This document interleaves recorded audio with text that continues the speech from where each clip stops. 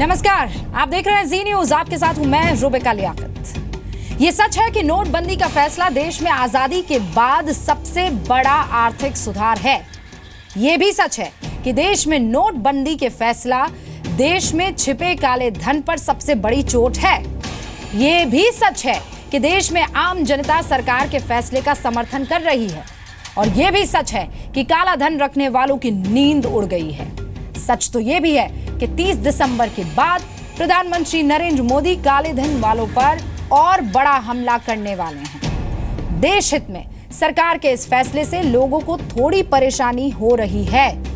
2 से 3 दिन, अब 2 से 3 हफ्ते हो गए हैं, लेकिन देश की जनता राष्ट्र हित में इस परेशानी को झेलने के लिए तैयार है। लोगों का कहना है कि ये परेशानी कुछ ऐसी है जैसे एक औरत प्रसव पीड़ा से गुजरती है। लेकिन सवाल यह है कि सरकार के इस फैसले से विपक्ष के कुछ नेताओं की नींद क्यों उड़ गई है। एटीएम के बाहर लगी कतारों की तस्वीरें दिखाकर कई राजनीतिक दल अपनी राजनीति चमका रहे हैं, उससे सियासी मुनाफा कमाने की कोशिश कर रहे हैं। यही वजह है कि कांग्रेस, आम आदमी party, Bahujan Samaj party, Samajwadi party सहित कई सियासी दल नोटबंदी के फैसले का, इस डिसीजन का विरोध कर रहे हैं। और अब तो इसके लिए बिना सबूत आरोप भी लगाए जा रहे हैं। आज केजरीवाल ने आरोप लगाया कि नोटबंदी के नाम पर सरकार ने घोटाला किया है। कांग्रेस ने भी आरोप लगाया कि नोट बैन का फैसला सरकार पहले ही लीक कर चुकी थी।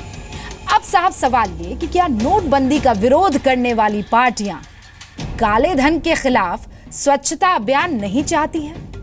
क्या देश की सबसे बड़ी आर्थिक क्रांति के खिलाफ अब झूठ की सियासत हो रही है? और आर्थिक क्रांति पर झूठ का सियासी नमक छिड़कने वालों के लिए क्या देश हित से पहले सियासी हित है? इसी पर ताल ठोक के सवाल जवाब का सिलसिला शुरू करूं उससे पहले ये रिपोर्ट।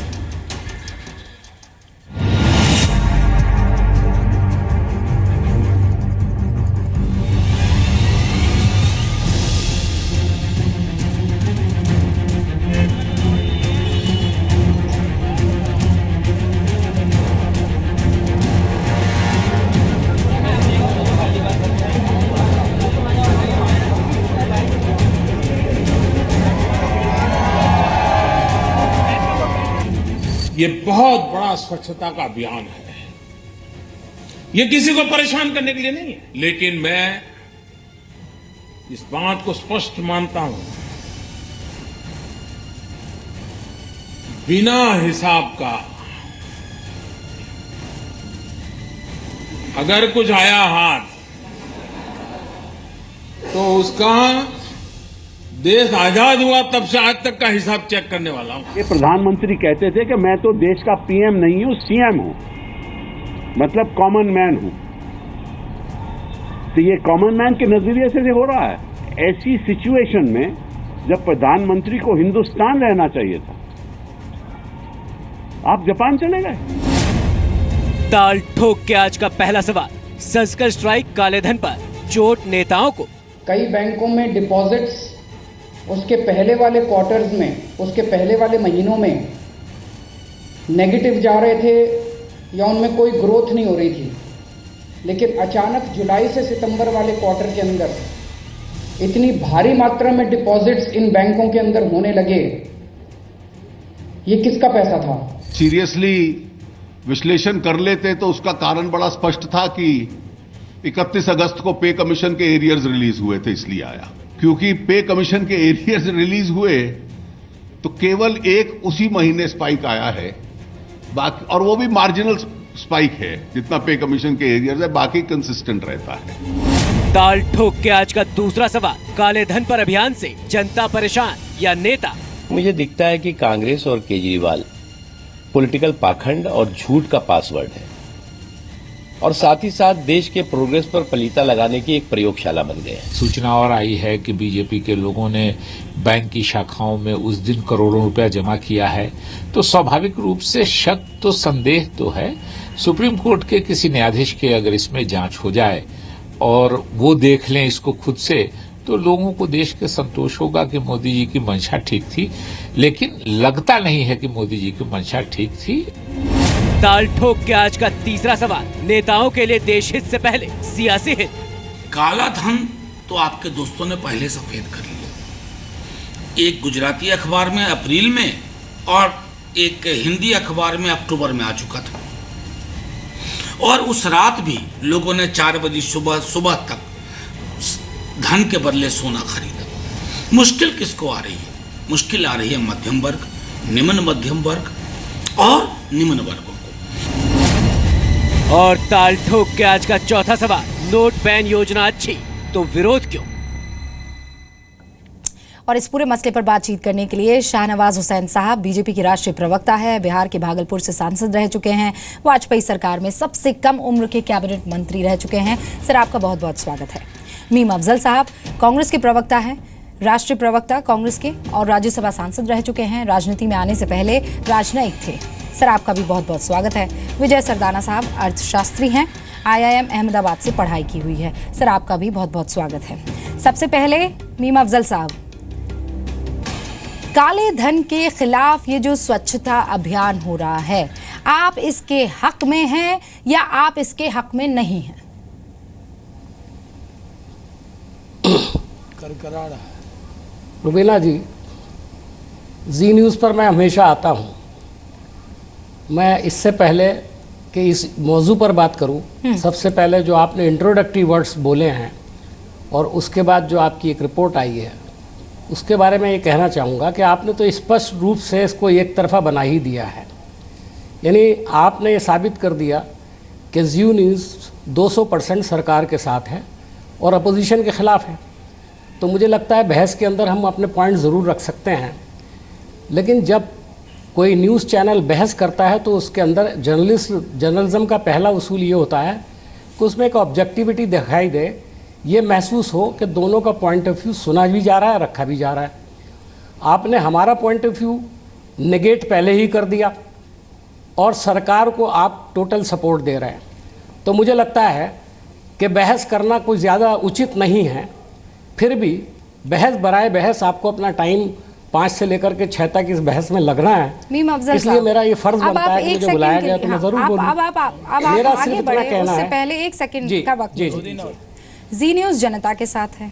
अगर सिर्फ एक ही पक्ष बताना होता तो मीम अफजल साहब आप यहाँ इनवाइटेड नहीं होते। आपको यहाँ पर रखा है, हमारे 3 अलग अलग रिपोर्टर्स वहाँ मौके पर मौजूद है, ATMs के बाहर मौजूद हैं। आप शायद वो नहीं देख पा रहे हैं। आप वो 3 तस्वीरें हमारे 3 अलग अलग रिपोर्टर्स की, 2 फिलहाल अभी आपको नजर आएंगे, वो इसलिए हैं ताकि वहाँ के हालात बता सके। ये फैसला जनहित में है, ये फैसला जनता को, उन काले धन को संजो कर रखने वाले लोगों पर बहुत बड़ी मात के तौर पर देखा जा रहा है। और फिर मैं दोहराऊंगी कि हम जनता के साथ हैं। अब ओवर टू यू, आप बताइए कि आप इसमें इस हक में हैं फैसले के या नहीं हैं?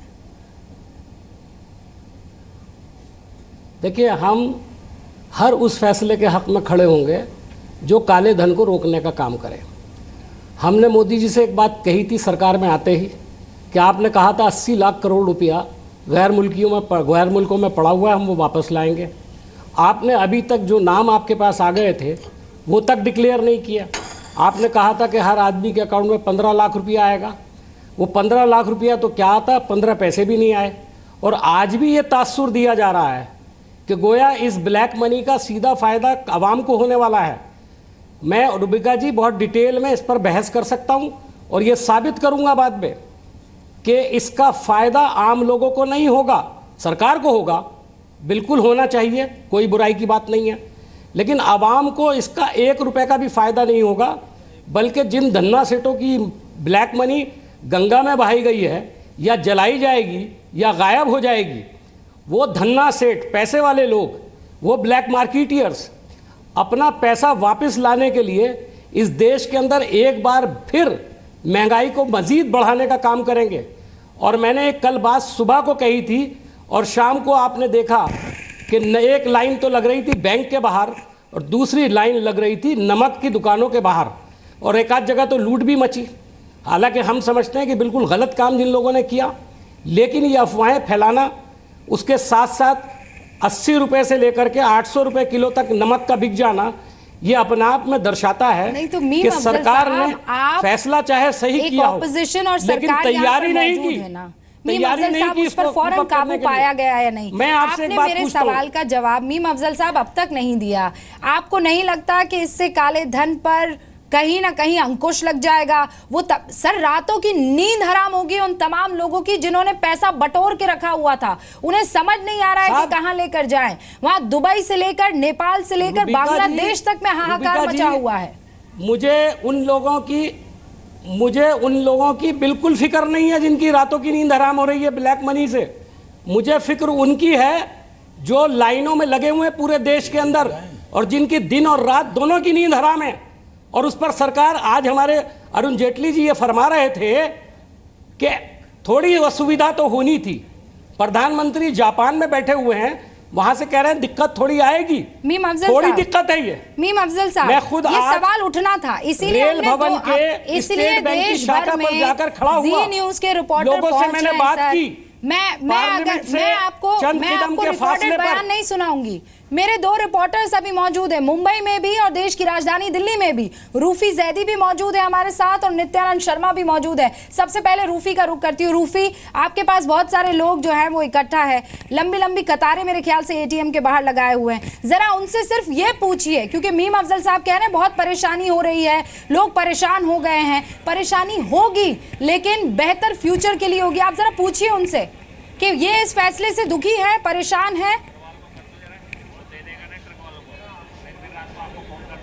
रूबिका, यही सवाल हम जब से यहाँ पर खड़े हैं हम लोगों से पूछ रहे हैं कि क्या उनको लगता है कि ये फैसला देश हित में है। सभी लोगों का ये कहना है कि वो सरकार के साथ खड़े हैं और इससे काले धन पर अंकुश जरूर लगेगा। इससे काले धन पर अंकुश लग जाएगा। अभी आप कह रहे थे कि सरकार की मंशा अच्छी है। सरकार की मंशा बहुत अच्छी है और सरकार की मंशा अच्छी है, बिल्कुल अच्छी है, बहुत अच्छी है। रूबिका, आप देख सकती हैं यहाँ कुछ और लोगों से, कुछ और लोगों से, वहाँ बहुत लोग कतार में खड़े हैं, का साथ दे रहे हैं।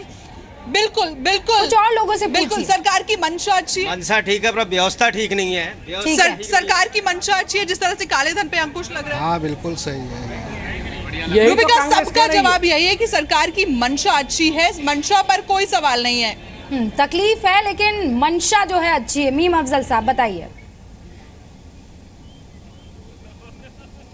देखिए, यही तो मैं कह रहा हूं कि आपने जो इंतजाम किया, आपने दावा किया 6 महीने से हम इसकी तैयारी कर रहे थे, और 6 महीने के बाद आपने एक 2000 रुपए का नोट निकाल दिया जिसके एटीएम के अंदर जिसका साइज ही फिट नहीं होता है। 2 बजे तक आज मैं रेल भवन जो पार्लियामेंट से चंद कदम के फासले पर है, 3000 लोगों की लाइन थी रूबिका जी, और मैं 2 बजे वहां खड़ा हुआ था। सर, एक टीवी चैनल वालों ने भी मुझे वहां रोका। इससे कोई इनकार नहीं कर रहा है। आपको बताता हूं, सिर्फ 2500 लोगों को क्लियर किया गया था, 2500 लोगों को, और आपके कुछ लोग कह रहे हैं कि मंशा सरकार की अच्छी है। मीम अफजल साहब, अब एक सेकंड। रोहित सर, ये अक्सर मेरे साथ होता है। विजय सरदाना जी, मुझे आप एक बात बताइए। मीम अफजल साहब ये कह रहे हैं तैयारी जो है बड़ी कच्ची थी, आपके पास मशीनों के साँचे नहीं थे। मैं ये सोच रही हूँ कि अगर मशीनों के साँचों की तैयारी कर दी गई होती तो भनक तो लगी जाती है उन लोगों को किसी ना किसी तरीके से। तो देखिए, मैं यही बार बार, जब से मैं ये घोषणा हुई है तब से मैं आप लोगों के साथ हूँ और अलग अलग चैनल्स पे भी ये चर्चा चल रही है। मैं एक ही बात बार बार कहना चाह रहा हूँ कि इस देश में 7 लाख गाँव हैं, 600 करीब डिस्ट्रिक्ट हमारे पास हैं, बड़े शहर हैं। हर घर में, हर एटीएम में, हर बैंक ब्रांच में, हर पोस्ट ऑफिस में आपको करेंसी नोट पहुंचाने हैं। दुनिया की कोई ताकत कितना भी बड़ा आप इंतजाम कर लीजिए, टाइम लगेगा, आप मान लीजिए। यस, ये बात हमें समझनी पड़ेगी। और मैं एक बात बार बार पॉलिटिकल पार्टी से ये कहना चाहता हूं जो इस घटना के विरोध में है, जनता को भड़काने की कोशिश कर रहे हैं। एक भी पॉलिटिकल पार्टी ने जनता से यह अपील नहीं करी कि यह देश का अच्छा कदम है, आप थोड़ा सा संयम रखें, 2, 4, 5 दिन तकलीफ होगी लेकिन यह देश के लिए अच्छा है। एक भी ऑपोजिशन पार्टी ने जनता को सही राह दिखाने की कोशिश नहीं करी। जो हमारे अनफॉर्चुनेटली दूसरी जो पॉलिटिकल पार्टी के लीडर हैं वो खुद जाके लाइन में लग गए। जब उनको करेंसी नोट नहीं चाहिए थे, उनके घर में किसी चीज की कमी नहीं है, वो लाइन में लग के लाइन को लंबा क्यों कर रहे थे? कहीं ना कहीं मुझे लगता है कि आज सरकार के इस कदम से ऑपोजिशन बौखला गया है। उनको समझ में नहीं आ रहा कि इसकी काट क्या करें।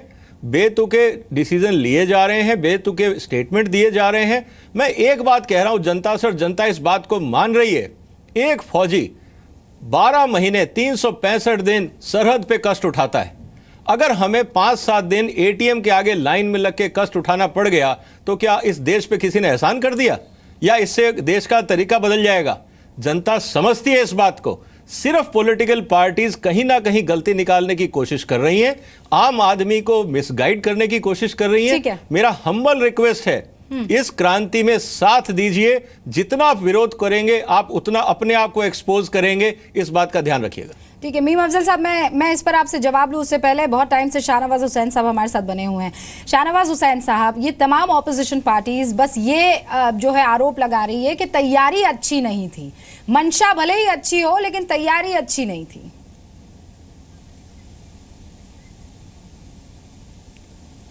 देखिए, अपोजिशन पार्टी का स्टेटमेंट सुनिए।